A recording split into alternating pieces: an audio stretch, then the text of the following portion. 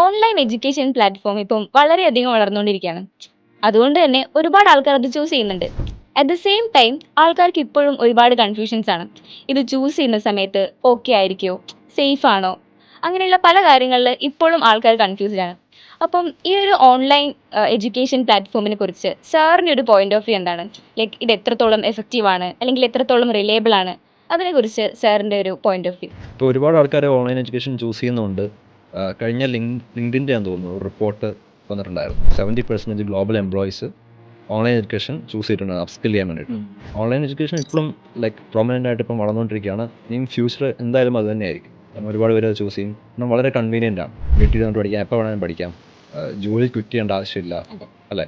എവിടെ വേണമെങ്കിലും വർക്ക് ചെയ്തുകൊണ്ട് തന്നെ വേണമെങ്കിൽ പഠിക്കാം. അപ്പോൾ വളരെ ഫ്ലെക്സിബിളാണ്. ഒരു മാസ്റ്റേഴ്സ് എടുക്കണം, ക്യാമ്പസിൽ പോയി പഠിക്കേണ്ട ആവശ്യമില്ല. അപ്പോൾ ഓൺലൈനായിട്ട് ഡിഗ്രി അല്ലെങ്കിൽ മാസ്റ്റേഴ്സ് എടുക്കാൻ പറ്റും.